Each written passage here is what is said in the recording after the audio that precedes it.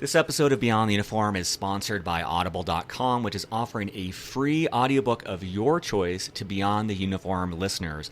If you go to beyondtheuniform.io/books, not only will you find a link to get your free audiobook, but you'll also find book recommendations I've had from every single listener on the show. There are so many resources there, and for myself, I listen to audiobooks when I'm driving, when I'm biking, indoors, not outdoors. When I'm doing my trainer indoors. It is a great way to use what's called net time, no extra time, to learn about something, to get inspired, and to improve your own knowledge database. So check that out at beyondtheuniform.io/books. We're grateful for their sponsorship. Welcome back to Beyond the Uniform. I'm Justin Nassiri, and my goal is to help military veterans succeed in their civilian career. I do this by finding veterans in all sorts of different industries and learning their story, what they do, how they got there, and advice to other veterans who may be interested in a similar career path. My guest today for episode number 257 is the inspirational Kevin Carroll. And they approached me afterwards and said, "Who represents you?" And I'm like, "I work for Nike. I don't know. What do you mean represents me?" They said, "Well, we're a speakers bureau. We book speakers for industries and audiences all around the world." And my client was sitting next to me and said, "Can we book him for our upcoming design conference?" And that's really how it started. Well, I think you are really going to enjoy Kevin and his perspective today, because his is a story of not just pivots, but major career pivots. This started while he was in the Air Force, where serendipity and tenacity got him into physical training. His career since then has included being an athletic trainer in the NBA, an innovation director at Nike, and now the owner of his own company, where he is a speaker, coach, and more. His is a story of being told, "No, you can't do that," and then paving his own way and proving that advice wrong. He is also a published author of multiple books, including one where ESPN has purchased the rights to his material. There is something for everyone in this interview. We cover athletics, we cover training, coaching, Nike, public speaking, writing a book. We cover so much ground, and I wish I had hours more to talk with Kevin, but I'm confident you will walk away from this interview inspired to pursue your own career path with renewed energy. As always, at beyondtheuniform.io, you will find show notes. There is a lot of resources in this episode, including books, as well as links to Kevin and his work. You'll also find information about Beyond the Uniform's own career coaching program, where we connect you with executive and career coaches who are trained to help you figure out your next career move, whatever that may be. So with that, let's dive in to my conversation with Kevin Carroll. Joining me today in Portland, Oregon, my guest is Kevin Carroll. Kevin, welcome to Beyond the Uniform. Absolutely. Thank you very much, Justin. I'm thrilled to have a chance to raise my voice a little bit on this platform with you all. Awesome. And special thanks to Chris Diaz from episode 226 for introducing me to Kevin. For listeners, here's a quick and brief background on Kevin. He is the owner of Kevin Carroll Catalyst, where he is an author, a speaker, a high-performance coach, and inspiration impresario. He has worked as an athletic trainer for 5 years at the high school, college, and NBA levels, as well as 7 years with Nike as a category innovation director, director of internal communications, and member special projects. He is the author of 3 books, most notably Rules of the Red Rubber Ball, Find and Sustain Your Life's Work. He has given 2 TEDx talks, both in Vancouver and Harlem, and he served in the Air Force for 10 years as a cryptologic linguist. So, Kevin, maybe to start things off, if you were to bump into someone who is serving on active duty and they asked you what you do for a living, how would you answer that? I would say I'm an instigator of inspiration. So that's kind of the easiest way I like to say it, is I've had an opportunity to be a part of teams and organizations on many different levels, from the academic to corporations to being now a individual contributor, an entrepreneur, whatever term you want to attach to that. But getting an opportunity to spark, inspire, and encourage people to turn ideas into reality, that's what I get a chance to do on a daily basis. And we were chatting before we started the recording, but you You've traveled extensively speaking at, here in Denver, you named off three different prominent locations that you've given speeches. Can you talk a little bit more about the work that you do as a speaker and some of the places that you've given that speech? Wow, I take a lot of pride in that it's several different topics I can speak to, and I always find really clever ways to make it very personal and customized for every audience. But I've been on my own now. So you mentioned some of the places that I worked, but I've been an individual contributor having my own business now. This is my 15th year. I left Nike in 2004.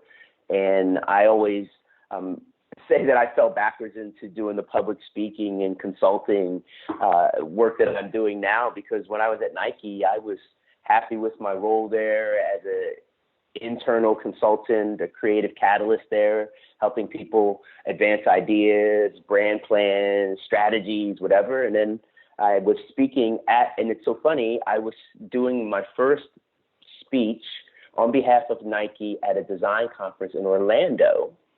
And there happened to be a speakers bureau in that audience. And they approached me afterwards and said, "Who represents you?" And I'm like, "I work for Nike. I don't know. What do you mean represents me?" They said, "Well, we're a speakers bureau. We book speakers for industries and audiences all around the world." And my client was sitting next to me and said, "Can we book him for our upcoming design conference?" And that's really how it started. I was still at Nike when I actually started doing the public speaking thing, and that started taking off and gaining momentum. And then opportunities to partner with other organizations that believed in the power of sport and play. And I approached my manager at Nike and said, "I really think maybe I should go outside and do this bigger work and have more reach." And at first they were reluctant to let me go. They said, "We really don't like talent to leave here."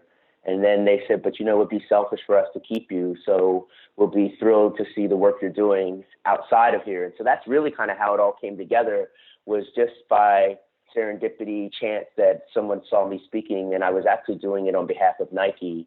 And now I've been traveling the world speaking to all kinds of organizations and all kinds of places all across the globe. But more importantly, what I always take a lot of pride in talking about is how my Air Force career really helped to shape a lot of my voice and my confidence and my presence and my leadership.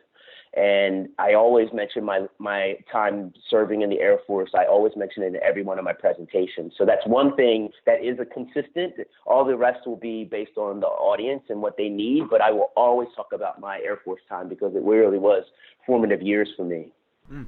Okay, I've got a million questions popping up, but I want to I want to spend the bulk of our time talking about the work that you do now, and also I really want to dig into your thoughts on reimagining and reinventing one's career journey. But I don't want to rush into that yet, because I want to understand, could you maybe take us through how you ended up at Nike and what sort of work you did while you were there? Yeah, that was, once again, I always pay attention. I don't know how many of the listeners have read The Alchemist, or if you've read The Alchemist, Justin, but it's an amazing, absolutely, inspiring book by Paulo Coelho. And I actually ended up becoming friends with him and spent a week with him in Paris at his home to interview him for one of my books, my third book, actually. And that book talks about paying attention to signs and symbols and how you show up and be present, just be where you are. And so, finding my way to Nike was by chance. And then, getting there, they didn't have a job title. They didn't have a function. They didn't know actually what I was going to do. They just saw talent. They saw that I had a rare talent and an ability to build relationships and to connect people. And so they wanted that. And then they said, "We'll figure it out once you get here." And then together we co-designed the role that I had there, basically being this internal consultant. So when I first got there, and majority of my time I spent in special projects or in product design, specifically footwear design. And what I was doing was helping the designers be more aware of opportunities to solve problems for athletes. So my background in athletic training as a high school and collegiate and professional level athletic trainer allowed me to be able to speak to needs of the athlete, how to actually get the right kind of information from an athlete, and I could immerse you in athletic experiences because I had so many friends that worked at the high school, collegiate, and professional level as an athletic trainer. So I would take the designers on these immersive trips and get them inside the ropes, if you will, around athletes, and really help to coach them up on what questions to ask and how to really get the information that would allow them to design not for form and beauty, but for function and for performance. And that really helped a lot of the different types of products that they were designing. And then I actually got a chance to do the internal communications bit because Nike was reimagining their story and how their culture was going to function moving forward into the 2000s. So I helped around that, and that's why I was doing the internal communications piece. But every time I got asked to do something, it was really on this idea that, hey, Kevin, you're a great connector. You build great relationships. You've got this unique way of looking at opportunities. Would you help us? And so I got my directors from the senior leaders within the company, and they placed me where they thought I could do the most good. And that's what I did for 7 years at Nike. Kevin, you are this frustrating Swiss Army knife. You keep on raising more and more questions I want to dive into. Let's rewind even further because I jumped ahead too much. Prior to Nike, you had this incredible career as an athletic trainer, and what would you want listeners to know about that experience?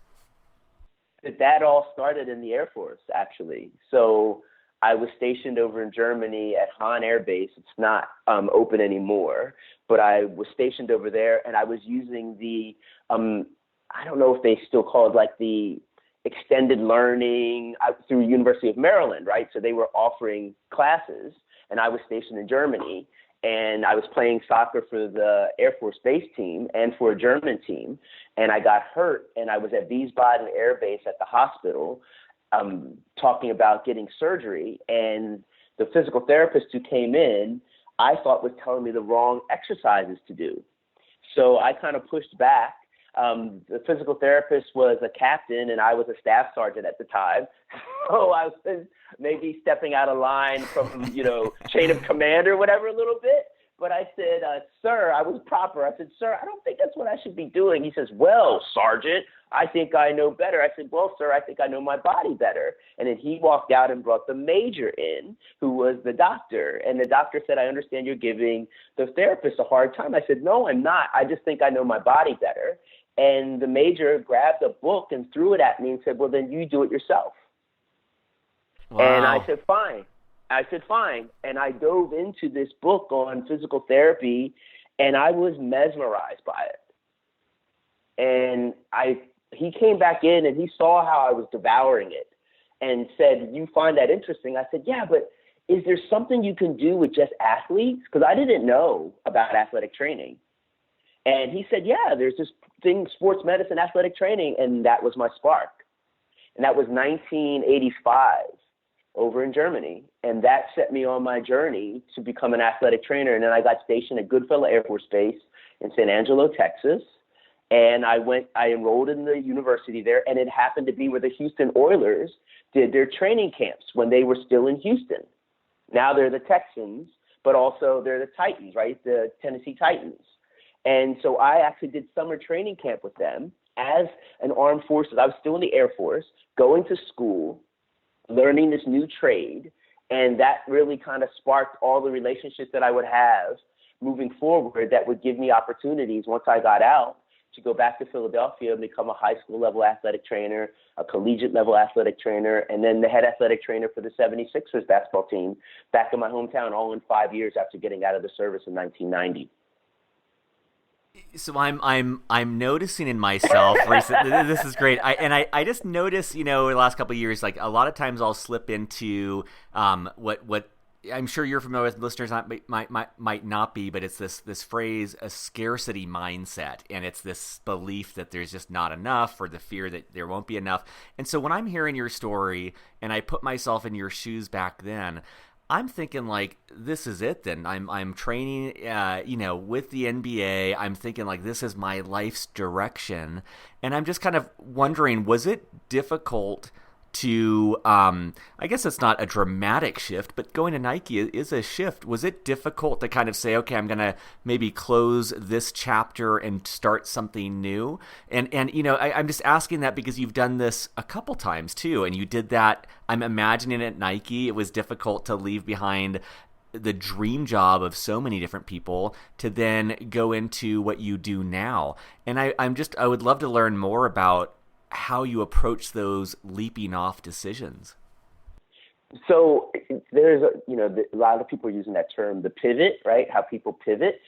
And I think that I'm really adept at pivoting as it relates to opportunities, because always staying open to things versus, oh, this is it. Even though I've said that, every single job I had, the Air Force, I said that. And then when I asked, it's usually a request I made that made me start to think about my pivot. So I would ask, when I was in the Air Force, I had my bachelor's degree in athletic training, physical education. I'm doing Armed Forces sports programs. I'm getting orders from the Pentagon to travel to Armed Forces sports events, because I'm the only licensed and certified athletic trainer in any branch of the service at the time. So I'm going to Armed Forces sports events all over the world as an athletic trainer, even though I was a cryptologic linguist. And I'm like, oh, if I could get to the Air Force Academy, I'll spend my last 10 years as an athletic trainer working in the sports medicine department there. So I make a request to my commander, because my reenlistment's getting ready to come up, and he rejects it because you have a top secret clearance, you're a cryptologic linguist, you're in a very, needed role. No, you can't get out. I said, but sir, you paid for my degree, because I did it through a program called Bootstrap. The Air Force paid for my degree, right? I want to stay in. I'll re-up for 10 years. He still says no. I said, well, fine. And then that becomes my pivot moment. I'm going to find a way to do athletic training. So now I'm doing athletic training after I get out of the service. And each job I have, I'm thinking, how can it benefit my family? Because at this point, I'm a single dad. I raised my two sons on my own. For about 15 to 17 years, I raised my boys. And every decision is now predicated on how can I make it better for my boys, for my family. So high school, first one's a private school, all boys school. Oh, this is great. My boys will be able to come here.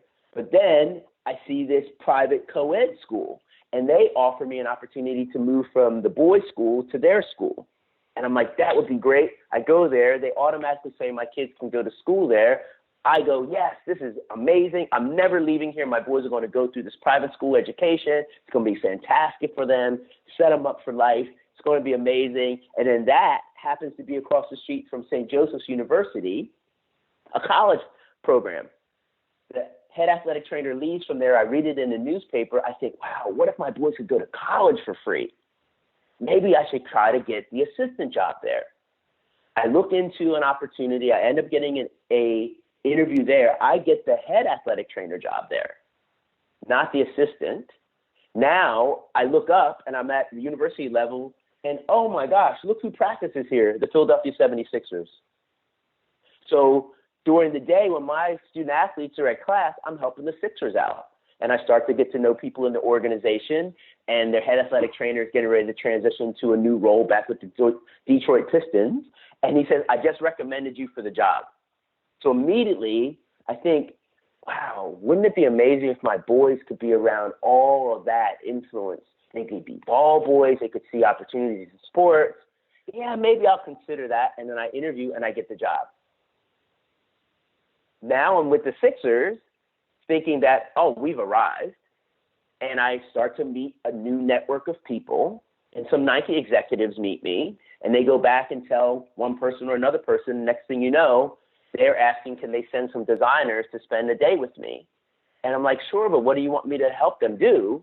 And they said, well, you can figure something out. Just give them a good experience. So I sat down and thought about it, used my creative energy, and came up with this immersive experience where I made them do everything the athletes did. Those designers go back and tell their experience, and they're sending me more designers while I'm at the 76ers. And then I get approached about, would you like to work at Nike? And I'm like, well, what would I do? Work in the gym? They said, no, we think you could actually add value in our design division. And that's how that opportunity came. Like, wow, I can help my boys with this opportunity. So every pivot was predicated or sparked by, how can this help my family? How can this raise our game? How can this help us level up? And that's really how every one of those decisions happened. So I always harken back to that idea of there was a pivot or pivotal moment for me to make that decision to leave or stay. That's great. And a couple things I just want to call out for listeners. First of all, I love, Kevin, in your story, how it sounds like you have these aspirations to go to the Air Force Academy. And again, putting myself in your shoes, I can imagine how crushing in a way that is to say, this is what I want. It makes so much sense, and to have that blocked. And maybe in this alternate universe, you went on to the Air Force Academy, and maybe in that alternate universe, you never knew about this incredible alternate life that you have here. And so right. I found that in my own life, and I just want to call it out for listeners that some of the most painful rejections, some of the most painful losses can lead to the most unexpected good things, and that was one thing I wanted to call out. And then the second thing is, I can see, Kevin, why The Alchemist holds so much meaning for you. And what I love in your laying out this story is it seems like a lot of your decisions are value driven. Like there's this very clear desire to provide for your family, and how you're making logical decisions. You're not holding on to anything. You're loosely holding on to things and making logical decisions of from high school to college, the MBA to Nike. And I can see how at times in my life I get so myopically focused on the opportunity in front of me that I'm unwilling to take a breath and look around and see, like, hey, maybe I should go on to college now. It's just, I love and respect in your story these chapters where you take a breath, you look around, and you're willing to leave the comfortable and the safe to maybe it was just small changes, but there's still changes, and I think change is always hard.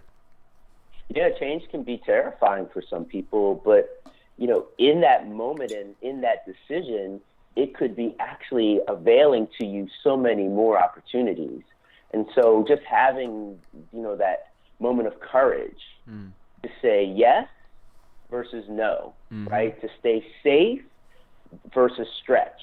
And I think that was what I was willing to do, but I always will go back to my Air Force time. And so in basic training, I think that's where this all got started, because I had the flight 121, right? So I was BMTS 3708 flight 121, Staff Sergeant Spear and Aguayo. You never forget those people, right? Justin, like, they're the people you always remember. They leave a mark on you.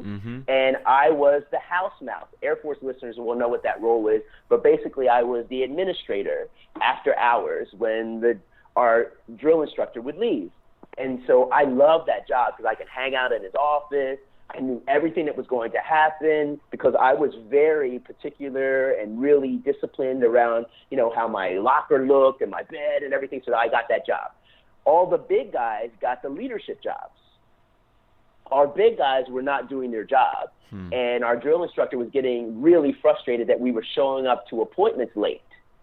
So he called me into the office and said, "House Mouse, give me your badge." Like, why do I need to give you my badge? And so I take my badge off, and I hand it to him, and he throws me the dorm chief badge. And I throw the badge back to him. I said, "I can't be that." And he says, "What do you mean?" I said, "I'm too small." And he says, "That's not how you lead. You can lead by example. It's not just by your stature." He said, "And let me be the heavy, and you just be the administrator, and we'll take care of it together." And that was my first leadership opportunity, because I was always standing in the background because I was, as I thought, my stature, right, and my height and my presence wasn't enough. And so Sergeant Spear gave me the first opportunity to learn how to lead by example. And that was really what set my pivoting, if you will, in place, because I learned a lot from that shift right there, from being the administrator and behind the scenes to having to be out in front. And I really do think that was a big part of what started to allow me to learn my leadership style, my leadership presence, my leadership voice, and how it's going to lead my career. And And what about, it looks like a year into leaving Nike, starting your own company, you publish your first of several books. And for listeners, I'll have links in the show notes to all of Kevin's books. But you write your first book, Rules of the Red Rubber Ball, Find and Sustain Your Life's Work. And it's 82 reviews, 4.5 stars on Amazon, which is exceptionally high. Once you get out of the 5 to 10 reviews, you know that it's not just someone's aunt and uncle leaving reviews. 82 is a lot of reviews. How did that? I'm curious, kind of, because again, I want to make sure we have time to talk about this career development path. But I'm just kind of curious how that book came about. Advice to listeners who may aspire to write a book one day. And also, because I think this book is directly relevant to our audience, what the book is about and some of the things that you cover in it. So that book, as my wife says, that little book it took us a lot of places, got rejected by every publisher when I first proposed the idea because they said it was over-designed and too creative. And so I actually, once again, someone said, no, you can't do that. I had to pivot because I thought that I had this brand new, amazing way to tell the story. And then they said no. So I said, fine. It's not about having a publisher. I want to put the story out a certain way because I've been at Nike. So I learned about branding and design and storytelling. So I self-published it and it took off. And we sold 11,000 copies in 9 months, just word of mouth.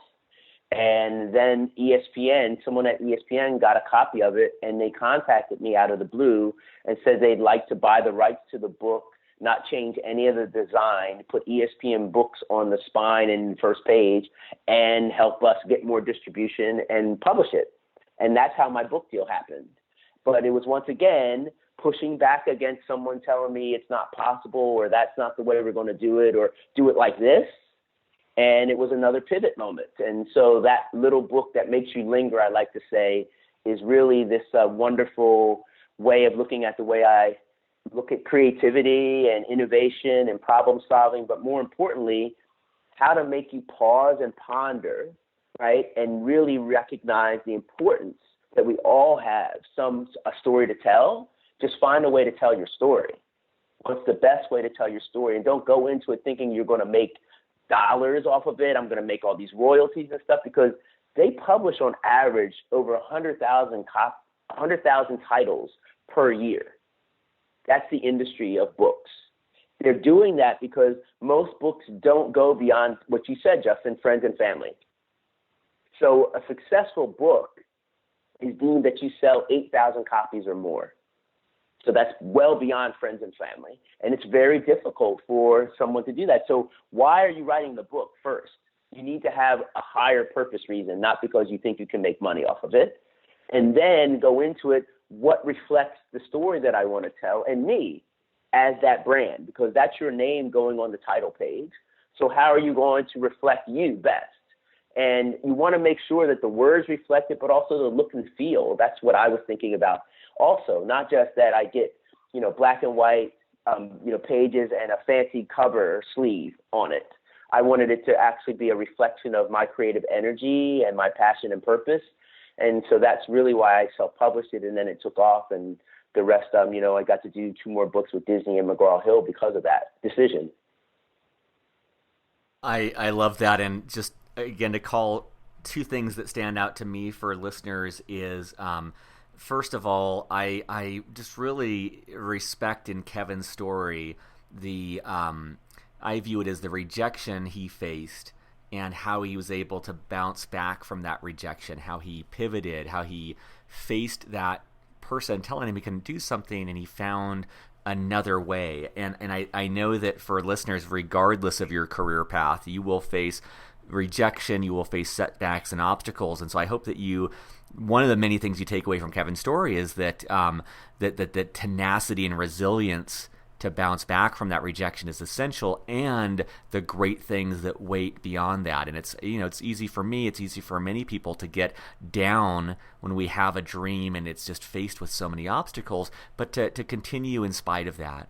And then the second thing is, I love what you said about finding a higher purpose beyond making money. And I know, again, from my own experience and from so many people I've spoken with, that when you approach things, especially I think in today's Instagram and YouTube world where we see people making money in a variety of ways, that in any creative project or in entrepreneurship, it's easy to pursue that with the dream of wealth. And I don't think there's anything wrong with that, but that's why I like you saying, finding that higher purpose beyond making money and finding the reason that even if it doesn't pan out for you financially, there's something driving you. And it sounds like, Kevin, I'd love your reaction, but it sounds like part of that higher purpose may have been something around having a voice and the power of self-expression in this.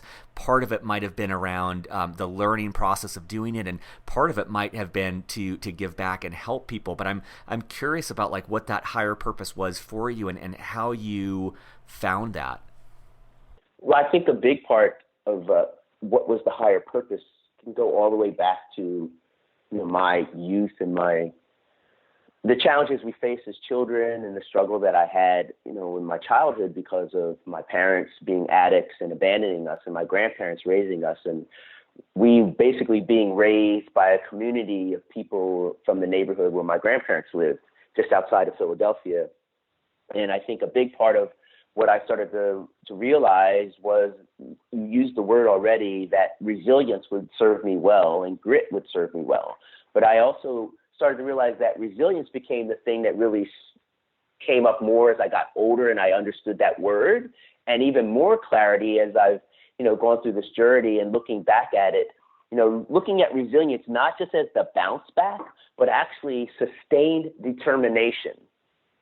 Sustaining determination to turn an idea into reality, in spite of when you are bumping up against something, a difficulty, an obstacle, a challenge. And I always say, how do you turn that obstacle into an opportunity? How do you flip the script, if you will? How do you find a way not to allow that to derail the intention that you have? And if the higher purpose is the intention, the spirit goes beyond this obstacle, right? Like, no, I want to help or benefit others with this.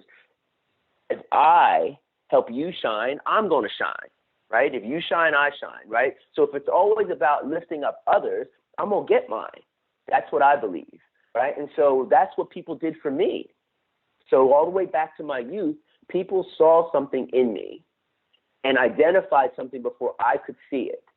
That you're a little different, that you got something in you. We're going to push you. We're going to lovingly shove you towards your destiny, right? And so there were always, if you will, these individuals, these angels, these encouragers who showed up in my life, who assisted me and, shoved me towards what I needed to be doing, and always reminded me that I had the ability to do more and that my circumstances didn't have to dictate my destiny.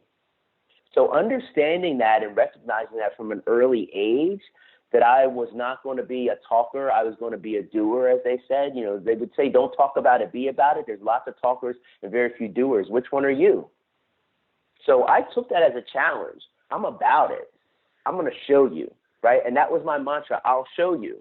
So think about all those decisions and all those quote unquote obstacles that came from the commander at the Air Force to the publisher, the publishing industry telling me no, right?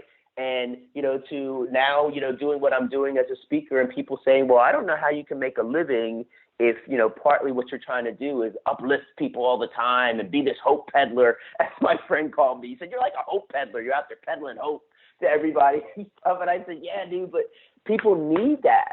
I'll show you. So that goes all the way back to my youth. And if you come to me and you say it's not possible, just step to the right or left and get out my way. I'll show you. But many times it manifested into something I never expected. So I have this really healthy respect for the unexpected. that I really do expect the unexpected and respect it. Does that make sense, Justin? Yeah, I love it. I wanna bottle you up, Kevin. I wanna bottle you up and sell you as a product. I just love the energy behind what you're saying. What about I want to make sure we get to this is because you have this wealth of knowledge around reimagining and reinventing one's career journey, and I know that many of our listeners are on active duty, and they are thinking about whether it's after 20 years of service or 3 years of service, they're thinking about what they're going to do next, which for most of them will be a very big career shift. And I know that many of our listeners have been out of the military for a while, and maybe they don't like where they're at right now, and they're thinking of that next thing. What advice do you have for them about how to approach reimagining or reinventing their career journey? So a big part of what I truly believe when you start to dive into reimagining, reinventing your career path, your journey, whatever it might, what verbiage you want to use around that, but just trying to find what you want to, be excited about getting out of bed for in the morning, right? That's maybe the best way to kind of basically look at that. Like you want to be excited about getting out of bed on Monday morning to go do this thing. I always say, hearken back to your youth. What were some of the things that sparked you as a child, that got you excited, right? That you really were taken by and intrigued with, and you wanted to actually learn more about? Because curiosity is going to serve you well as you start to reimagine this next journey, this next chapter. You have to have some curiosity. So go back to some things that brought you joy or tickled your brain, as they like to say, sparked you. So now that you're thinking about that, let's say you're still in the military, could you actually start to look into some classes or some different education platforms, or doing some searches around some of those things that inspire you, that spark you, right? Or if you just got out, also doing that same search. Now you're in the military or just getting out. We know that there's lots of education opportunities and ways to get reimbursed or getting it paid for. So how do you actually start to set in motion an intention to gain more knowledge about that subject, and also being open to, you might discover something in that quest. You might actually discover something new or a little nuance around that thing that was your initial spark. So I've always known the three things I've loved since I was a child. The ball, right? So I've always been, about sports and play and the importance of being around a community, right? And a ball always represents community to me. Books, I've always loved learning. It's always been important for me.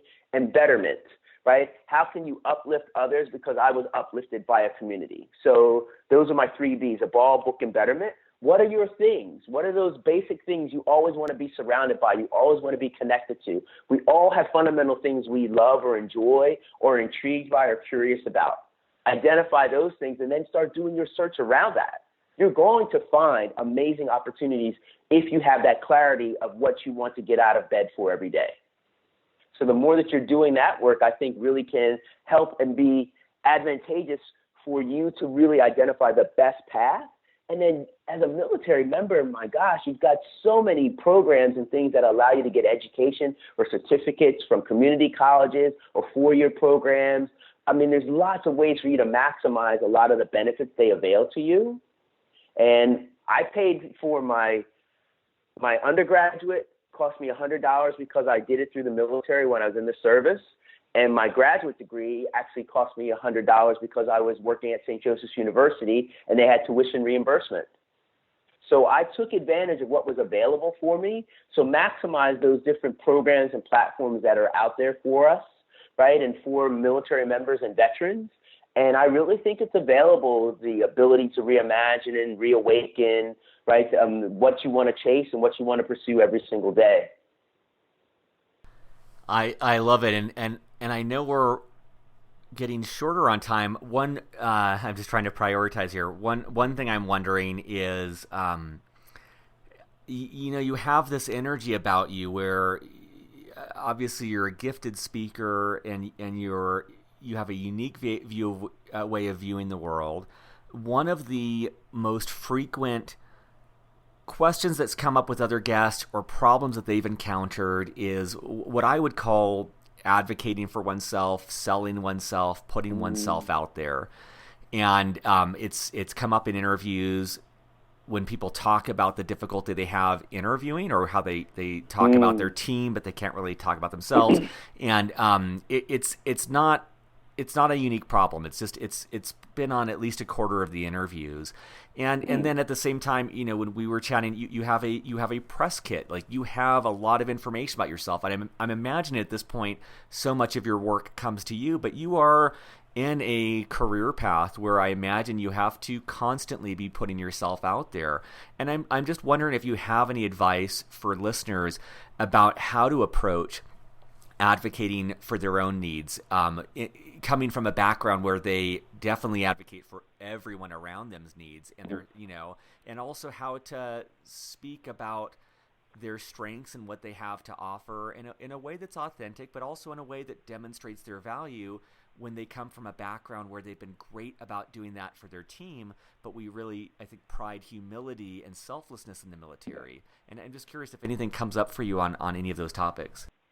Yeah, well, I think, the ability to, quote unquote, sell oneself, or to elevate your value, especially during an interview process or promotions. Think about even when you were going through promotion, right? And you were what was that term that they used in the military? That you were ready for promotion, right? Yeah, so that you could actually then sit in front of a board, right? And do that. You had to sell yourself then, didn't you? You absolutely did. So you know how to do it, right? It's more the context that you think that there's a different context, but it's the same. Why wouldn't you approach the interview like it was a promotion board? You're used to that. Yeah. Yep. Right? You're used to that. And that wasn't braggadocious. That wasn't putting me first. It was, no, we've identified you have a talent and gift. We want to actually give you more responsibilities, and you're promotable. So you're going to sit in front of this board. Did you prepare someone to take your place, right? Because you couldn't get promoted unless someone was there to take your place. That was the one thing I thought was amazing about the military. You couldn't get promoted until there was someone behind you ready to take your role. But you told your story. What's the most profound story you can share? It's yours. And you have to be able to tell that story. You've done it before. How do you start to shift that interview environment to one that like, hey, here's my time to shine. I'm getting promoted. I've got an opportunity to get promoted. So don't look at it like it's something unique and different. It's not. It's actually something that you've had to be in front of before. You've been tested. You've gone through getting tested where you have to shine, right? You've done these kinds of things in basic training, and during your military career, you were put on the spot.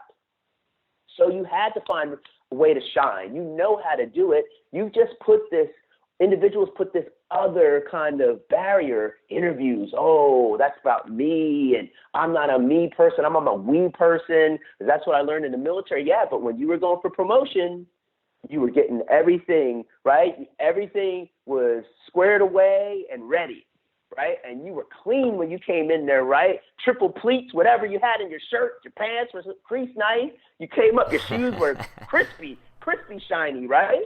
And you walked in there like, hey, I'm about this.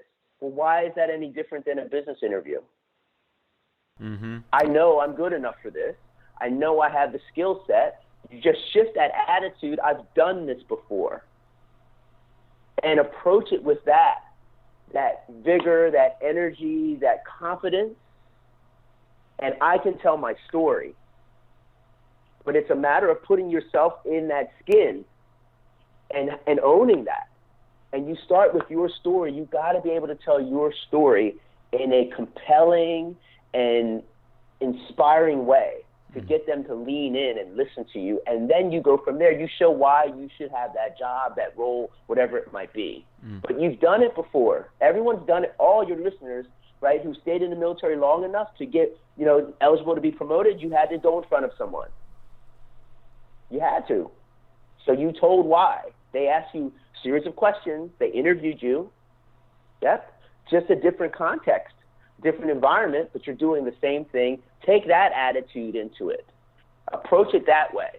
I'm squared away. I look good, boom, boom, boom. Just like it's promotion day. I got to go earn this. I love it. Well, I know we've only got time for one last question, but I have really enjoyed our conversation. I really appreciate the fresh and energetic perspective you bring around a variety of topics. I just want to leave the last question open-ended, which is, what have we not covered that you want to make sure that listeners know before we wrap up? You know, Chris Diaz, who you mentioned at the very beginning, he and I happened to meet at this gathering at the Human Performance Institute in Orlando, Florida, which is run by Johnson & Johnson, and he's one of the performance coaches there. And the reason we actually connected was through our stories. We were telling a little bit about ourselves. I happened to mention I was in the Air Force. He didn't say anything until he mentioned he was in the Navy. I'm like, what? Right? And then we connect during one of the breaks, and then it starts to build this friendship instantly because we had something automatically in common. We spent time in the military. It didn't matter what branch. You're already part of a tribe. So for us to understand that you're never alone, you're always a part of a tribe, and a very unique tribe, one that is about supporting each other, one that is about lifting each other up, one that is about me before, that it's not me first, it's about we, and that whole idea of always being a part of a community. And I think for your listeners to always recognize that your platform and what you've created is really wonderful because it reminds us that we do have a place that people get us, that we can use all kinds of acronyms and stuff that a lot of people wouldn't necessarily know, but we know them, right? And I just think that when you do feel like nobody gets me, or I feel isolated, or I feel like, I'm alone, you're not. And to have a place that you can go to hear, other episodes or different things that have been shared or talked about that maybe will allow you to feel like you're connected again. But they're giving you new insights, right? They're giving you new opportunities to think about. And I really do love the fact that you've created this platform at BTU, and so well done, Justin, and anyone else who helps you produce this and supports this. But I was thrilled when Chris told me about it because I wasn't aware of it, to get a chance to share. I've not had an opportunity to share on a lot of platforms like this that speak to military members, past and present, right, and future. And so I'm thrilled to be able to share my story, but even more so to let people know that I'm not doing what I'm doing without Staff Sergeant Spear and Staff Sergeant Aguayo and, 3708 Squadron Flight 121. I know it. That really helped to form a lot of me and a lot of how I walk through each day and how I show up. And so I'm always grateful for that. And I've had a chance to speak to every branch of the military at some point during my 15 years now on my own. And I've always done it with a great deal of honor and pride to talk about it. So I'm thrilled to have had a chance to share on your platform here. And please, I hope this gets shared a lot. And when you share it with me, I'm going to put it out there as much as I can too. Awesome. Well, Kevin, I appreciate your time today. I'll thank Chris again for connecting us. And it's been a real treat to speak with you today. I know it's been helpful for me, and it's going to help a lot of people in the military and veterans as well. Surface.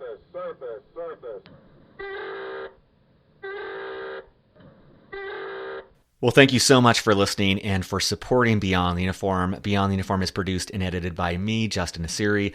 Our staff is entirely part-time. They do this on nights and weekends out of the goodness of their hearts to give back to the military community. Our director of outreach is Steve Bain, who relentlessly books guests, finds sponsors, puts together our newsletter, and thousands of other critical tasks every single week, all behind the scenes to keep Beyond the Uniform running smoothly.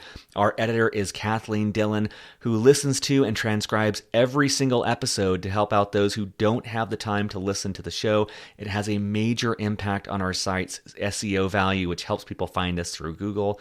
Our data analytics and insights advisor is Andrew Woolridge, who pores over the data each and every month to help us better understand how to best serve the Beyond the Uniform audience.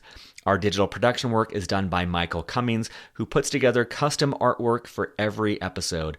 If you're enjoying Beyond the Uniform, the best way to help us out is by telling your friends and fellow service members and veterans. iTunes reviews, believe it or not, have a big impact on getting the word out as well. So if you have a chance to leave a positive review, that is greatly appreciated.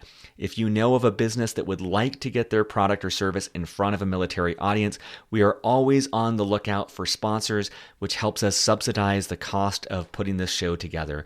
And if you haven't yet signed up for our newsletter, you can do so at beyondtheuniform.io. We send out a newsletter twice a month, and it is a treasure trove of helpful information for your civilian career and transition. And be sure to check out our coaching program, where you can be connected with a subsidized, professional, certified executive and career coach to help you in your career decision making. Thank you for listening, and I'll be back next week with more stories from military veterans about their civilian career. Take care.